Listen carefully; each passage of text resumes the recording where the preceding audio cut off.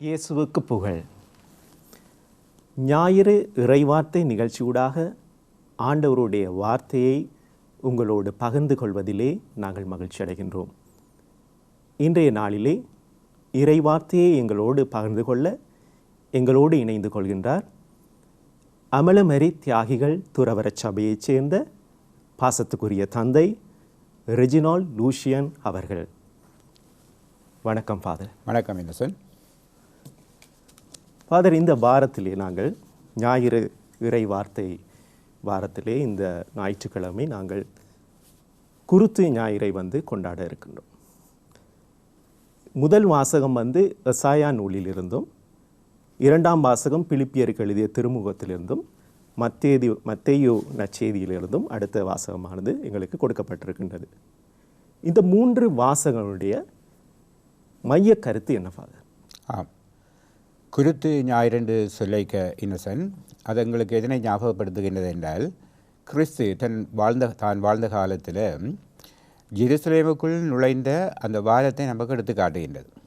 அதாவது ஜேசுனுடைய ஜெருசலேமை நோக்கிய பயணம், அதன் பிற்பாடு அவர் அங்கு வழிபாடுகளில் கலந்து கொண்ட விதம், அவருடைய பாடுகள், மரணம் எல்லாம் இந்த ஒரு வாரத்தில் நமக்கு சொல்லி காட்டப்படுகின்றன. ஆகவே இந்த குருத்து ஞாயிறில் எடுக்கப்பட்ட மூன்று வாசகங்களையும் நாம் உற்று நோக்கும் பொழுது, அதாவது முதலாவது வாசகமாக நாங்கள் எசாயா தீர்க்கதரிசனுடைய வாசகத்தை பார்க்கின்றோம். என இந்த எசாயா தீர்க்கதரிசி எங்களுக்கு தெரியும், அவருடைய முழு நூலையும் எங்களுக்கு மூன்றாக பிரிக்கலாம். முதலாவது பகுதியை சொல்லுவார்கள் புரோட்டோ எசாயா எழுதிய வாசகம் என்று, முதல் எசாயா எழுதியது. அதன் பிற்பாடு இரண்டாவது பகுதியை ஆங்கிலத்தில் சொல்லுவார்கள் டியூட்ரோ எசாயா எழுதிய பகுதி என்று, அதாவது இரண்டாவது எசாயா எழுதியது. மூன்றாவது பகுதியை நாங்கள் சொல்லுவோம் ஆங்கிலத்தில் ட்ரிட்டோ எசாயா எழுதிய பகுதி என்று, அது அவருடைய மூன்றாவது பகுதி. முதல் பகுதி 1ஆம் அதிகாரத்திலிருந்து 39ஆம் அதிகாரம் மட்டும் உள்ள கதையை சொல்லுகின்றது. இரண்டாவது பகுதி 40ஆம் அதிகாரத்திலிருந்து 55ஆம் அதிகாரம் மட்டும் உள்ள கதையை சொல்லுகின்றது. இறுதி பகுதி 55லிருந்து முடிவு வரை உள்ள பகுதியாக காணப்படுகின்றது. இன்றைய வாசகங்களுக்கு அந்த டியூட்ரோ எசாயா எழுதிய பகுதியிலிருந்து, அதாவது 40ஆம் அதிகாரத்திற்கும் 55ஆம் அதிகாரத்திற்கும் இடைப்பட்ட காலமாக இருக்கின்றது. இதனை இந்த எசாயா இறைவாக்கினர் எப்பொழுது எழுதுகின்றார் என்றால், அதாவது இஸ்ராயல் மக்கள் அடிமைகளாக பாபிலோனிய அரசரால் பிடிக்கப்பட்டு அந்த நாட்டில் இருக்கும் பொழுது பல்வேறு விதப்பட்ட துன்பங்கள், வருத்தங்கள், கலக்கங்கள், கவலைகளுக்கு உட்பட்டவர்களாக இருக்கின்றார்கள். தங்களுக்கு என்று ஒரு நாடு கிடையாது, தங்களுடைய வழிபாட்டுக்கு என்று ஒரு ஆலயம் கிடையாது, தங்களுடைய சொந்த மண்ணையை அவர்கள் இழந்து விட்டார்கள். உற்றவர்கள் பெற்றவர்கள் என்று சொல்லிக் கொள்வதற்கு தானும் அவர்களுக்கு தகுந்த வசதிகள் கிடையாது. இப்படியாக அடிமைகளாக அவர்கள் பாபிலோனியாவில் வாழ்ந்து வந்த காலத்தில் பல்வேறுபட்ட கஷ்ட நஷ்டங்களுக்கு உட்படுகின்றார்கள். வாழ்க்கையில் பெரும் கலக்கத்தை கொண்டவர்களாக இருக்கின்றார்கள். இப்படிப்பட்ட வேளையில் தான் இந்த எசாயா அவர்கள் மத்தியில் சென்று அவர்களுக்கு இறைவாக்கு உரைக்கின்றார். எவ்வாறென்றால், துன்பம் ஒரு நல்ல காரியம், துன்பத்தின் வழியாக எங்களுடைய வாழ்க்கையில் நாங்கள் இன்பத்தை அனுபவிக்க முடியும். ஆக இப்படிப்பட்ட கலக்கங்கள், கவலைகள், துன்பங்கள், வருத்தங்கள் வரும் பொழுது நீங்கள் உங்களுடைய விசுவாச வாழ்க்கையிலிருந்து தத்தளிக்கக்கூடாது, அதிலிருந்து நீங்கள் விலகிவிடக்கூடாது. அதன் வழியாக ஆண்டவனை அடைவதற்கு நீங்கள் உங்களுடைய வழியை தேட வேண்டும். துன்பத்தின் வழி எப்பொழுதுமே நமக்கு இன்பம் கிட்டும் என்ற கருப்பொருள் ததும்ப அவர் இந்த மக்களுக்கு போதிப்பதை இன்றைய முதலாவது வாசகத்திலே பார்க்கின்றோம். இப்படியாக பார்க்கும் பொழுது கிறிஸ்துனுடைய பாடுகளை தியானிப்பதற்காக குருத்து ஞாயிறாகிய இன்றைய தினத்திலே நாங்கள் குழுமி இருக்கின்றோம். ஆகவே பழைய ஏற்பாட்டு கதையும் புதிய ஏற்பாட்டு கதையும் கிறிஸ்துவிலே எவ்வாறு ஒன்று சேருகின்றது என்பதையும் நாங்கள் அவதானிக்கக்கூடியதாக இருக்கின்றது. கிறிஸ்துனுடைய வாழ்க்கையிலும் பாடுகள் என்று வெற்றி கிடையாது, பாடுகளின் வழிதான் அவருக்கு வெற்றி கிட்டுகின்றது. ஆகவே அதுதான் இங்கு இந்த முதலாவது வாசகத்தால் எங்களுக்கு சொல்லப்படும் கதையாக இருக்கின்றது. ஃபாதர், இப்போ துன்பத்தின் வழியே எங்களுக்கு ஒரு மீட்பு உண்டு, பாடுகளின் வழியே எங்களுக்கு ஒரு உயிர்ப்பு உண்டு. வழமையாக ஞாயிறு தினங்களில் வழிபாடுகளை பார்க்கும் பொழுது ஒரே ஒரு நற்செய்தி வாசகம் மட்டும்தான் வாசிக்கப்படும். ஆனால் இது குருத்து ஞாயிறு சிறப்பு வழிபாடாக இருக்கும் பொழுது குருத்து ஞாயிறிலே பவனிக்கு முன்பாக ஒரு வாசகமும் திருப்பலியிலே ஒரு வாசகமும் வாசிக்கப்படுகிறது. இதற்கான காரணம் என்னப்பா? ஆம், நான் உங்களுக்கு சொன்னேன், குருத்து ஞாயிறு என்று சொல்லும் பொழுது கிறிஸ்துவனுடைய பாடுகளை தியானிப்பதற்காக எங்களுக்கு கொடுக்கப்பட்ட முக்கிய நாளாக இருக்கின்றது. ஆனால் இந்த வழிபாடும் எங்களுக்கு இரண்டாக பிரிக்கலாம். அதாவது முதலாவது பகுதி குருத்துக்களை ஆசீர்வதித்து பவனியாக நாங்கள் ஆலயத்தினுள் நுழையும் பகுதியாக அது விளங்குகின்றது. சரியோ? அப்போ இந்த பகுதி நிச்சயமாக எங்களுக்கு மகிழ்ச்சியை தரும் ஒரு பகுதியாக இருக்கின்றது. ஏனென்றால் அந்த சுவிசேஷத்திலிருந்து, நற்செய்தியிலிருந்து ஒரு பகுதியை நாங்கள் தேர்ந்தெடுத்து எந்த விதமாக அன்று அந்த எபிரேய மக்கள் ஒலிவ கிளைகளை தாங்கிக் கொண்டு மகிழ்ச்சியாக கிறிஸ்துவை சரியாக புரிந்து கொள்ளாத விதமாக இவர் எங்களுடைய மீட்பராக வரப்போகின்றார், எங்களுக்கு நிச்சயமாக விடுதலை பெற்றுத்தரும் ஒரு தலைவராக விளங்கப் போகின்றார் என்று அந்த பிழையான நோக்கோடு இவர் எங்களுடைய அரசன்தான் என்று சொல்லும் அப்போன்று அவரை மகிழ்ச்சியாக எடுத்துச் செல்லுகின்றார்கள். பிற்பாடுதான் அவர்கள் அறிய வருகின்றார்கள் ஜெருசலேமில் நடந்த நிகழ்வுகளை, கிறிஸ்து எவ்வாறு துன்பத்திற்குள் நுழைகின்றார் என்பதை அறிய வருகின்றார்கள். ஆக இந்த இரண்டு நற்செய்திகளும், முதலாவது நற்செய்தி ஒரு சுருக்கமான பகுதியாக இருக்கின்றது. அந்த கிறிஸ்துனுடைய மகிழ்ச்சியான ஜெருசலேம் நகரை நோக்கிய பயணத்தை எங்களுக்கு எடுத்துச் சொல்லும் ஒரு செய்தியாக அமைகின்றது. அதுதான் அந்த முதல் பகுதி. ஆகவே தான் எப்பொழுதும் நாங்கள் அந்த குறுகிய பகுதியை வாசிக்கின்றோம். அது மகிழ்ச்சியான பகுதி. அதன் பிற்பாடு நாங்கள் அந்த கிறிஸ்துவனுடைய பாடுகளுடைய வாசகத்திற்கு செல்லும் பொழுது எங்களுக்கு துக்கத்தை தரும் பகுதியாக இருக்கின்றது. ஆகவே முதல் நற்செய்தி அவருடைய மகிழ்ச்சியின் வாழ்க்கையையும், இரண்டாவது நற்செய்தியும் அவருடைய துன்பத்தின் பகுதியையும் எங்களுக்கு எடுத்து சொல்லுமா போல் அமைந்திருக்கின்றன. அடுத்ததாக இந்த குருத்து ஞாயிறிலே இந்த குருத்தோலை பவனி மிக முக்கியமாக இருக்கின்றது. நாங்கள் இந்த பவனியிலே ஓசானா, தாவீதின் புதல்வா ஓசானா என்ற பாடலை பாடிய வண்ணம் தான் இந்த பவனியாக செல்கின்றோம். உண்மையிலே இந்த ஓசானா என்பதன் அர்த்தம் என்ன? இந்த ஓசானா என்ற சொல் கிரேக்க சொல்லாக இருந்தாலும் இது எதிலிருந்து புறப்படுகின்றது என்றால் ஹீப்ரு அல்லது எபிரேய அரமிக் மொழிகளிலிருந்து எடுக்கப்பட்ட சொல்லாக இருக்கின்றது. இந்த சொல்லினுடைய முக்கியமான விளக்கம் என்னவென்றால் விடுதலை தருபவர். ஆகவே இயேசுவை ஆரம்பத்திலே அந்த மக்கள் அவர் செய்த புதுமைகளின் காரணமாக, அவர் இந்த உலகத்திலே வாழ்ந்த பொழுது மக்களுக்கு வாழ்வு கொடுப்பதற்காக தன்னையே முற்றுமுழுதாக அர்ப்பணித்ததின் காரணமாக நிச்சயமாக இவர்தான் எங்களுடைய அரசன், இவர்தான் எங்களுடைய தலைவன், எங்களுக்கு வாழ்க்கையிலே மீட்பை பெற்று தருபவர் என்றால் கிறிஸ்து தான். எனவே தான் ஆரம்பத்திலே அவருக்கு என்ன நிகழப்போகின்றது என்பதை புரியாத அந்த எபிரேய மக்கள் ஒலிவ கிளைகளை தாங்கிய வண்ணமாக அவர்கள் அந்த இயேசுவை மகிழ்ச்சியோடு அந்த ஜெருசலேம் நகரத்திற்கு எடுத்துச் செல்லுகின்றார்கள்.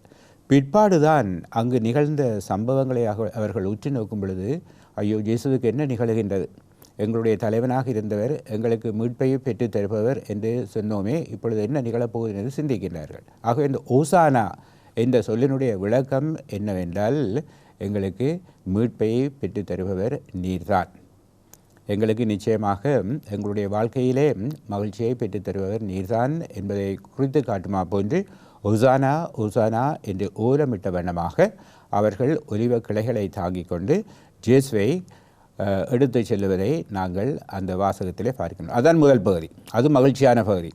அதன் பிற்பாடுதான் ஜெருசலேமில் நிகழ்ந்த நிகழ்வுகளை எங்களுக்கு தெளிவாக ஏனைய வாசகங்கள் எடுத்து சொல்லுகின்றபடியினால அவர்களுடைய உள்ளத்திலே ஒரு தாக்கம், இயேசுனுடைய பாடுகள், இயேசுனுடைய மரணங்கள் எல்லாம் அங்கு சொல்லப்படுகின்றது.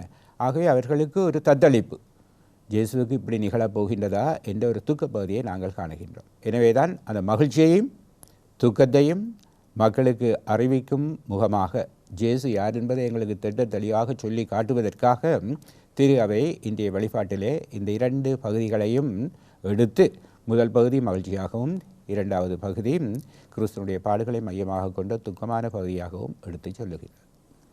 ஃபாதர், இந்த குருத்தோலை ஞாயிறு அன்று நாங்கள் ஒலிவ கிளைகளுக்கு பதிலாக நாங்கள் குருத்தோலையை பயன்படுத்தி நாங்களும் மகிழ்ச்சியாக செய்கிறோம். ஆனால் எங்களை விட அதிகமான மகிழ்ச்சி அன்றைய காலத்திலே அந்த இஸ்ராயல் மக்களுக்கு இருந்திருக்கும். ஏனென்று சொன்னால், ஃபாதர் சொன்னது போல அடிமைத்தனத்திலிருந்து விடுவிக்க ஒரு அரசன் எங்களுக்காக வந்துவிட்டார் என்ற, தாங்கள் எதிர்பார்த்த ஒரு மெசியா வந்து விட்டார் என்ற அந்த மகிழ்ச்சி அவர்களிடத்திலே இருந்தது. இன்றைய நாளை பொறுத்தவரை பார்க்கும் பொழுது இந்த நிகழ்ச்சியானது இயேசுவை இந்த எருசலேமுக்கு இப்படி பவனியாக அவர்கள் கொண்டு போவதற்கான காரணம் என்ன? இதனுடைய பின்னணி என்ன ஃபாதர்? இன்றைக்கு ஏறக்குறைய 2000 ஆண்டுகளுக்கு முன்பு நடந்த ஒரு நிகழ்வைத்தான் நாங்கள் திரும்பவும் சொல்லுகின்றோம். என இயேசு ஏற்கனவே இந்த உலகம் வந்துவிட்டார். அவர் ஒரு முறைதான் பிறந்தார், ஒரு முறைதான் இறந்தார், ஒரு முறைதான் உயிர் தெழுந்தார் என்ன. ஆனால் நாங்கள் அதனை தொடர்ச்சியாக ஞாபகப்படுத்திக் கொள்வதன் மூலமாக திரு அவை எங்களுக்கு இந்த வழிபாட்டின் மூலமாக கொடுக்கும் செய்தி என்னவென்றால், இயேசு எப்பொழுதும் வாழுபவர். இயேசு மரித்தாலும் அவர் நிச்சயமாக இறந்து விட்டார் என்று நாங்கள் சொல்ல முடியாது. அவர் இறைவன். ஆனால் எங்களுக்கு அவருடைய தெய்வீக தன்மையையும் காட்டி மனித நிலையையும் காட்டி அவர் எதற்காக இந்த உலகம் வந்தார் என்பதை தன்னுடைய வார்த்தை தன்னுடைய வாழ்க்கையின் வழியாக சொல்லி நிற்கின்றார். ஆகவே இறைவன் எப்பொழுதும் வாழுபவர். ஆகவே அந்த இறைவனுடைய செய்தியை நாங்கள் திரும்பவும் தியானிப்பதற்காகவே தான் ஒவ்வொரு வருடமும் இதனை நாங்கள் கோலாகலமாக நடாத்துகின்றோம். ஏனென்றால் கத்தோலிக்க திரு அவையிலே நாங்கள் இந்த வழிபாட்டு வருடத்தை உற்று நோக்கும் பொழுது அவை அழகாக எங்களுக்கு ஒழுங்கு செய்யப்பட்டிருக்கின்றன. அண்மையிலே நாங்கள் அவருடைய பிறப்பை பற்றி தியானித்தோம். அதன் பிற்பாடு இப்பொழுது நாங்கள் அவருடைய மரணத்தை வாழ்க்கையை பற்றி தியானிக்கப் போகின்றோம். என்ன அப்போ இவையெல்லாம் நமக்கு எதனை எடுத்து காட்டுகின்றது என்றால், எவ்வாறு எங்களுடைய மீட்பின் வரலாற்றிலே இறைவன் எங்களுக்கு தன்னுடைய திட்டத்தின்படி அந்த மீட்பை பெற்று தந்தார். எனவேதான் அந்த ஓசானா என்ற சொல்லையும் நாங்கள் அடிக்கடி சொல்லி இந்த குருத்து ஞாயிறு வழிபாட்டை தொடங்குவது வழக்கமாக இருக்கின்றது. ஆகவே இது வெறும் வரன்முறை சடங்கு அல்ல. வருடத்திற்கு ஒரு முறை வந்து மறையும் வெறும் வரன்முறை சடங்கு அல்ல. மாறாக இவையெல்லாம் இந்த வழிபாடுகளிலே வாசிக்கப்படும் ஒவ்வொரு வார்த்தைகள் எங்களுக்கு ஒரு ஆழமான தத்துவத்தை, இறையியல் தத்துவத்தை எடுத்து சொல்லுகின்றது. அதாவது இறைவன் எங்களோடு இருக்கின்றார், அவர் எங்களை பாதுகாத்து பராமரித்து வருகின்றார். யார் இந்த இறைவன் மட்டில் நம்பிக்கை கொண்டவர்களாக இருப்பார்களோ நிச்சயமாக அவர்களுக்கு நித்திய வாழ்வு கிட்டும் என்ற செய்தியை குறித்து காட்டுகின்றது. எனவே நாங்கள் நினைக்கக்கூடாது, இன்றைக்கு ஏறக்குறை 2000 ஆண்டுகளுக்கு முன்பு இந்த நிகழ்வுகள் நடந்தாலும் அதனை திரும்பி சொல்லுவதில் என்ன அர்த்தம் என்று நாங்கள் எண்ணிவிடக்கூடாது. மாறாக அது எங்களுடைய வாழ்க்கையோடு பின்னி பிணைந்ததாக இருக்கின்றது. எங்களுடைய வாழ்க்கையிலே துன்பமின்றி இன்பம் கிடையாது. ஆகவே துன்பத்தின் வழிதான் இன்பம் என்பது கிறிஸ்தவம் நமக்கு அடிக்கடி சொல்லி காட்டும் உண்மையாக இருக்கின்றது. அந்த ரீதியிலே பார்க்கும் பொழுது இன்றும் 2000 ஆண்டுகளுக்கு முன்பும் இது அர்த்தமுள்ள ஒரு செயலாக இருக்கின்றது என்று தான் சொல்ல வேண்டும். இன்றைய முதல் வாசகத்தை நாங்கள் பார்க்கும்போது எசாயா நூலிலிருந்து ஒரு அழகான பகுதி இருக்கின்றது. இன்றைய நிகழ்ச்சியை பார்த்து கொண்டிருக்கிற நீங்கள் கூட இந்த வார்த்தையை உங்களுக்கு ஆறுதலாக இருக்கும் என்று நாங்கள் நம்புகிறோம். ஆண்டவராகிய தலைவர் எனக்கு துணை நிற்கின்றார், நான் அவமானம் அடையேன். இங்கே ஆண்டவருடைய உடனிருப்பை பற்றி பேசுகிறார் எசாயா.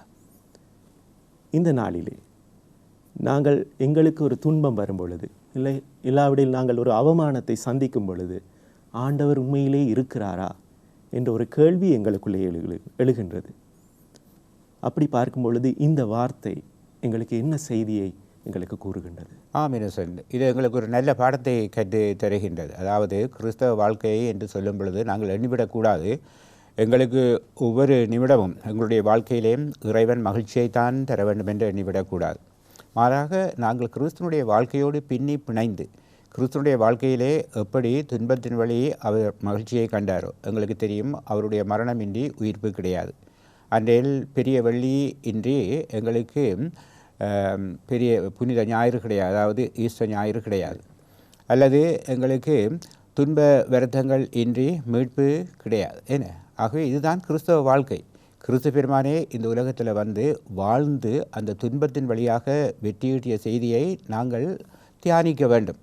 ஆகவே கிறிஸ்தவர்களாகிய நாங்கள் எண்ணிவிடக்கூடாது, நாங்கள் ஆலயம் செல்லுகின்றோம், ஆண்டவனை வழிபடுகின்றோம், அவர் மட்டில் நம்பிக்கை கொண்டவர்களாக இருக்கின்றோம். ஆகவே எங்களுக்கு எப்பொழுதும் அந்த தெய்வம் உண்மையாகவே அந்த மகிழ்ச்சியை தான் தந்து கொண்டிருக்க வேண்டும் என்று எண்ணிவிடக்கூடாது. மகிழ்ச்சி கிடைப்பதற்கு வழியாக இருப்பது என்ன என்றால் எங்களுடைய வாழ்க்கையிலே நாங்கள் படும் துன்பங்கள் வருத்தங்கள் வழியாகத்தான் நாங்கள் புனிதப்படுத்தப்படுகின்றோம். அதன்படி நாங்கள் எல்லோரும் துன்பங்கள் ஏற்படும் பொழுது மதி கலங்கிவிடக்கூடாது, தத்தளித்து விடக்கூடாது. எங்களுடைய விசுவாச வாழ்க்கையிலே நாங்கள் வீரநடை போட வேண்டும். அந்த துன்பத்தின் வழியாக இயேசு காட்டிய பாதை வழி சென்று நாங்கள் திரும்பவும் வெற்றியடைய வேண்டும் என்ற செய்தியை ஆணித்தரமாக எங்களுடைய உள்ளத்திலே போட்டுக்கொள்ள வேண்டும் என்பதைத்தான் இன்றைய அந்த வாசகத்திலே சொல்லப்பட்ட வசனங்கள் எங்களுக்கு எடுத்து காட்டுகின்றன.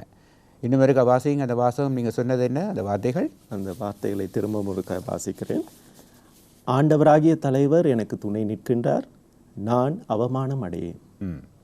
எங்களுடைய வாழ்க்கையில் அவர் இருந்தால் நாங்களுக்கு எவ்வளவுதான் துன்பங்கள் வருத்தங்கள் வந்தாலும் ஒரு பொழுதும் அதோடு எங்களுடைய வாழ்க்கை முடிவடைவது கிடையாது. அதுதான் எங்களுக்கு ஒரு வழியாக இருக்கின்றது வெற்றி பெறுவதற்கு. அதைத்தான் அந்த உயிருள்ள வார்த்தைகள் எங்களுக்கு எடுத்து சொல்லுகின்றன. இவ்வளவு நேரம் நாங்கள் முதலாவது வாசகத்துக்குரிய விளக்கங்களை நாங்கள் பார்த்தோம். இப்பொழுது நாங்கள் இரண்டாவது வாசகத்துக்கு செல்வோம். இரண்டாவது வாசகம் பிலிப்பியருக்கு எழுதிய திருமடலிலிருந்து பவுல் அடிகளால் கூறுகின்ற விடயங்கள் குறிக்கப்பட்டுள்ளது. இதிலே முக்கியமாக சொல்லப்பட்டிருக்கின்றது, கடவுள் வடிவிலே விளங்கிய அவர் கடவுளுக்கு இணையான நிலையை பற்றி கொண்டிருக்கவில்லை, மாறாக தம்மையே வெறுமையாக்கி கீழ்ப்படிந்தார் என்று வாசிக்கிறோம். இன்றைய கால சூழ்நிலையிலே ஃபாதர், கடவுளுக்கு கீழ்ப்படிந்த வாழ்க்கை என்று சொல்லும் பொழுது எங்களுக்கு ஒரு பயம் வருகிறது, ஒரு சவாலான விடயமாக இருக்கிறது. கடவுளுக்கு நான் கீழ்ப்படிந்தால் கட்டாயம் நான் துன்பப்பட வேண்டும். மறுபுறம் நான் மகிழ்ச்சியாகவே இருக்க வேண்டும், எப்பொழுதுமே எனக்கு துன்பம் வரக்கூடாது. துன்பம் வந்தால் நாங்கள் ஆண்டவர் என்னோடு இருக்கிறாரா என்ற ஒரு கேள்வியை நாங்கள் எழுப்புகின்றோம். இந்த பகுதியிலே இயேசுவுடைய மனநிலையை நாங்கள் உற்று நோக்கும் பொழுது, கடவுளுக்குரிய நிலையிலிருந்து இறங்கி வந்து எமக்காக அவர் இந்த பாடுகளையும் வேதனையையும் அனுபவித்தார். அந்த இயேசுவுடைய மனநிலை எங்களிடையே வளர, அல்லது அந்த இயேசுவுடைய மனநிலை எங்களுக்கு என்ன பாடத்தை இன்றைய நாளில் எங்களுக்கு கற்றுத்தருகிறது? ஆம், இதைத்தான் நாங்கள் நீங்கள் சொன்னது போல இந்த இரண்டாவது வாசகத்திலே, அதாவது புனித சின்னப்பர் பிலிப்பியருக்கு எழுதிய திருமுகத்திலிருந்து நாங்கள் அறியக்கூடியதாக இருக்கின்றது. இந்த திருமுகம் எப்பொழுது எழுதப்படுகின்றது என்றால் ஏறக்குறைய 60க்கும் 62க்கும் இடையில் புனித சின்னப்பர் புனித பவுலுவானவர் பிரிசனில் இருந்த பொழுது, அதாவது சிறைச்சாலையில் இருந்த பொழுது தான் இதனை எழுதுகின்றார். அவர் பிலிப்பியருக்கு இந்த திருமுகத்தை எழுத காரணம் என்னவென்றால், அவர்கள் பண உதவி செய்ததற்கு நன்றி சொல்லுவதற்காக தான் இதனை வரைகின்றார். அப்படி வரையும் பொழுது அவர்கள் மத்தியில் இருந்த ஒரு சில குளறுபடிகள், பிரச்சனைகளையும் இவர் அறிய வருகின்றார். அதாவது அந்த பிலிப்பியர்கள் சில வேளைகளில் தலைக்கரம் கொண்டவர்களாக, தாங்கள் தான் மற்றவர்களை விட வென்றவர்கள், மற்றவர்கள் எல்லோரும் தங்களுக்கு கீழ்ப்பட்டவர்கள் என்று ஒரு சில பகுதியினர் அப்படியாக சிந்திப்பதை நாங்கள் காணக்கூடியதாக இருக்கின்றது. இப்படிப்பட்டவர்களுக்கு தான் புனித சின்னப்பர் அழகாக சொல்லுகின்றார் என்னவென்றால், கிறிஸ்து எல்லோருக்கும் அரசனாக இருப்பவர், அது கடவுள் என்ன, அவர் தன்னுடைய கடவுள் தன்மையிலிருந்து தன்னை முற்றும் முழுதாக வெறுமையாக்கி இந்த உலகம் வந்து அடிமையின் வடிவம் பூண்டு எங்களுக்கு மீட்பை பெற்று தந்துள்ளார். ஆகவே அவர் தன்னுடைய வாழ்க்கையில் துன்பங்கள், வருத்தங்கள், கவலைகள், கலக்கங்கள் கொள்வதற்கு ஒரு பொழுதுமே தயங்கியது கிடையாது.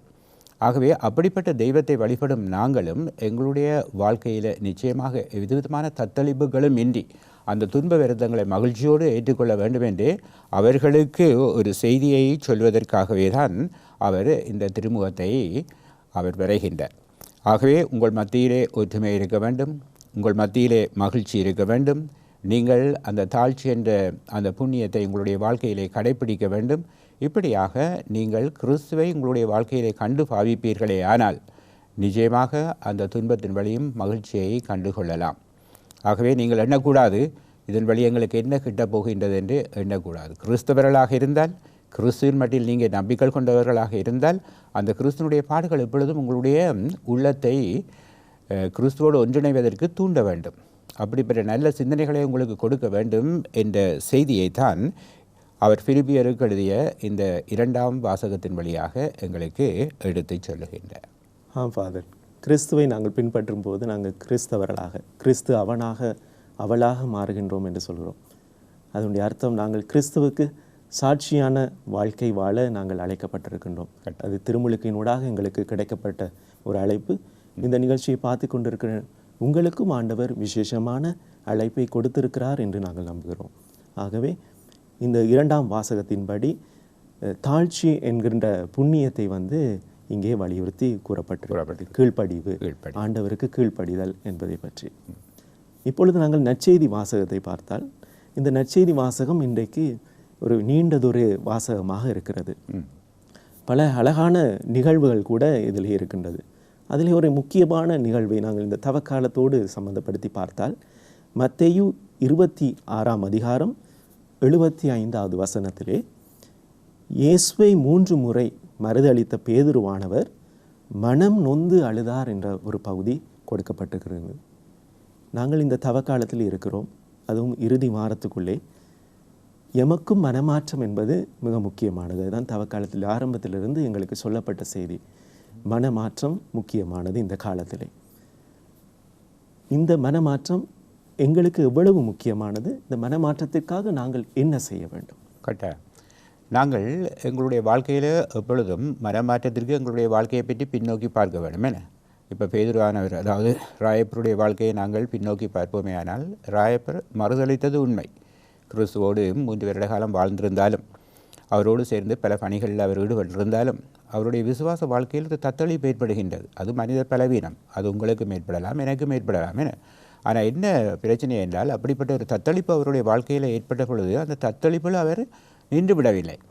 மாறாக கிறிஸ்துவை மறுதளித்தாலும், கிறிஸ்துவுக்கு விரோதமாக தேவதுரோக பாவம் அவர் செய்திருந்தாலும், பிறகு தன்னுடைய பிழையை அவர் உற்று நோக்குகின்றார். என்னை மீட்ட ஆண்டவனுக்கு எதிராக நான் எத்தனையோ ஒரு பாரிய குற்றத்தை செய்து விட்டேனே, ஆகவே நான் அதிலிருந்து திரும்ப வேண்டும் என்றுதான் அவருடைய வாழ்நாள் முழுவதும் அழுது புரண்டார் என்ற கதையும் சொல்லப்படுகின்றது. அதன்படி அவர் தன்னுடைய வாழ்க்கையை திரித்து கொண்டார். என்ன அந்த வாழ்க்கையை திரித்து கொண்டதின் காரணமாகத்தான் பிற்பாடு ஜேசு அவரை அந்த திரு அவையின் தலைவராக நியமிக்கும் கதையையும் நாங்கள் காணக்கூடியதாக இருக்கின்றது. அது பொதுவாக வேதாகமத்திலே பார்ப்போமேயானால், எப்பொழுதெல்லாம் பல்வேறு விதப்பட்ட கலக்கங்களுக்கும் கவலைகளுக்கும் துன்பங்களுக்கும் உட்பட்டவர்களை ஆண்டவன் தேர்ந்தெடுத்து தலைவர்களாக மாற்றுவதை நாங்கள் பார்க்கின்றோம். உதாரணமாக பழைய ஏற்பாட்டில் ஆபிரகாமை எடுத்துக்கொண்டோமே. ஆனால் அவர் ஆரம்பத்தில் ஆண்டவனை பற்றி அறிந்திருக்கவில்லை. என்ன ஒரு என்ன சொல்கிறது, ஒரு பல தெய்வ வழிபாடு பல தெய்வ வழிபாடுகளில் ஈடுபட்டிருந்த ஒரு மகனாக இருக்கின்றார். என்ன ஆனால் ஆண்டவர் அவரைத்தான் பிதாவாக, அவர் தேர்ந்தெடுக்கப் போகும் மக்களின் தலைவராக தேர்ந்தெடுப்பதை நாங்கள் பார்க்கின்றோம். அதே போன்று இன்னும் யாக்கோபு என்பவரை நாங்கள் பார்ப்போமே. ஆனால் அவரும் ஒரு தன்னுடைய சகோதரனுடைய அந்த பொருட்கள் எல்லாவற்றையும் திருடிய ஒருவர். என்ன தாயோடு சேர்ந்து அவருடைய பாகத்தை அவ்வாறே தனக்கு தேடிக்கொண்டவர். என்ன ஆனால் பிற்பாடு அவர் அந்த இஸ்ராயல் குலத்தின் தலைவனாக வருவதையும் நாங்கள் பார்க்கின்றோம். அதே போன்று பிற்பாடு மோசையை எடுத்துக்கொள்வோமே. ஆனால் அவர் ஒரு எபிரேயனை கொலை செய்தவர், பாரிய குற்றத்தை செய்தவர். அவரும் பிற்பாடு தலைவனாக இஸ்ராயல் மக்களுக்கு அவர்களை வழிநடாத்துபவராக தேர்ந்தெடுப்பதை நாங்கள் பார்க்கின்றோம். இப்படியாக பல உண்மைகளை நாங்கள் காணக்கூடியதாக இருக்கின்றது. அந்த ரீதியிலே இந்த ராயப்பெரும் தன்னுடைய மனித பலவீனத்தின் காரணமாக பிழை செய்தாலும் திருந்தி திரும்பவும் ஆண்டவனுடைய வந்ததின் காரணமாக அவருக்கு திரும்பவும் மீட்பு கிட்டுவதை நாங்கள் பார்க்கின்றோம். ஆனால் இவரோடு யூதாஸை நாங்கள் ஒப்பிட்டு பார்ப்போமே. ஆனால் இப்படிப்பட்ட ஒரு நிலை யூதாஸுக்கு கிட்டவில்லை. யூதாஸ் 30 வெள்ளி காசுகளுக்காக ஜேசுவை காட்டி கொடுத்தது உண்மை. என்ன ஆனால் காட்டி கொடுத்ததின் பிற்பாடு பிறகு அவர் உணர்ந்து கொண்டார் தான் செய்தது ஒரு பிழை என்று. ஆனால் அதனை தன்னுடைய வாழ்க்கையில் திருத்த முற்படவில்லை. மாறாக அந்த குற்றத்திலே வாழ்ந்து கொண்டு அந்த குற்ற உணர்வுகளோடு தன்னை தூக்கிட்டு இறந்தார் என்று நாங்கள் கேட்கின்றோம். என்ன நான்கு கொண்டு சென்றார் என்று நாங்கள் பார்க்கின்றோம். அப்போ யூதாஸை பொறுத்தளவில் அவர் தன்னுடைய பாவ வாழ்க்கையிலிருந்து திரும்ப இல்லை. ஆனால் ராயப்பரை பொறுத்தளவில் அவர் பாவ வாழ்க்கையிலிருந்து திரும்பினார். அதே போன்று இந்த செய்கை எங்களுக்கு இந்த தவக்காலத்தில் ஒரு பெரிய பாடத்தை புகட்டுகின்றது. இங்கிருப்பவர்கள், இதனை கேட்டுக்கொண்டிருப்பவர்கள் ஒருவருமே சொல்ல முடியாது எங்களிடம் பாவம் கிடையாது என்று. நாம் எல்லோரும் பாவம் செய்தவர்கள். நானாக இருக்கலாம், நீங்களாக இருக்கலாம், எத்தனையோ பெரிய தலைவர்களாக இருக்கலாம். திரு அவையில் எல்லோரும் மனிதர்கள். மனித பலவீனங்களின் காரணமாக நாங்கள் பாவம் செய்யலாம். ஆனால் அந்த பாவத்தில் இருந்து விடக்கூடாது. அதனை விட்டு எழுந்து வாழ்க்கையை மாற்றி நல்லதொரு பாவ சங்கீர்த்தனம் செய்து நாங்கள் நல்ல பிள்ளைகளாக மாற வேண்டும் என்பதைத்தான் அடிக்கடி ஒவ்வொரு வருடமும் இந்த கதையை எங்களோடு பகிர்ந்து கொண்டு எங்களுடைய வாழ்க்கையை திருத்த வேண்டும் என்று திரு அவை எங்களுக்கு அழைப்பு விடுக்கின்றது. ஆக இதுதான் இந்த ராயப்பருடைய வாழ்க்கையிலிருந்து இந்த காலத்தில் நாங்கள் பெற்றுக்கொள்ளக்கூடிய ஒரு ஆழமான விஷயம் என்பதை புரிந்து கொள்ள வேண்டும். இன்றைய நாளிலே இறை வார்த்தையை மோடு பகிர்ந்து கொண்ட தந்தை அவர்களுக்கு எமது உளமார்ந்த நன்றிகள். நன்றி ஃபாதர். வணக்கம். அதேபோல் இன்றைய ஞாயிறு வார்த்தை பகிர்விலை இணைந்து கொண்ட உங்களுக்கும் எமது மனமார்ந்த நன்றிகள். இந்த நேரத்திலே நாங்கள் பகிர்ந்து கொண்ட வாசகங்கள் குறித்து விளக்கங்களை இன்னும் ஆழமாக நீங்கள் அறிந்து கொள்ள விரும்பினால் எங்களுடைய வேர்பூம் டிவி தமிழில் என்ற யூடியூப் தளத்தில் கூட நீங்கள் இந்த நிகழ்ச்சியை மீண்டும் ஒரு முறை பார்க்கலாம். ஆகவே இந்த இறை வார்த்தை ஊடாக உங்களுடைய வாழ்வு ஆண்டவருக்கு ஆசீர்வாதமான வாழ்வாக மாற வேண்டும் என்பதே எங்களுடைய எதிர்பார்ப்பாக இருக்கின்றது. கிறிஸ்து அரசர், உங்களையும் உங்கள் குடும்பங்களையும் ஆசீர்வதிப்பாராக. இயேசுவுக்கு நன்றி. மரியே வாழ்க.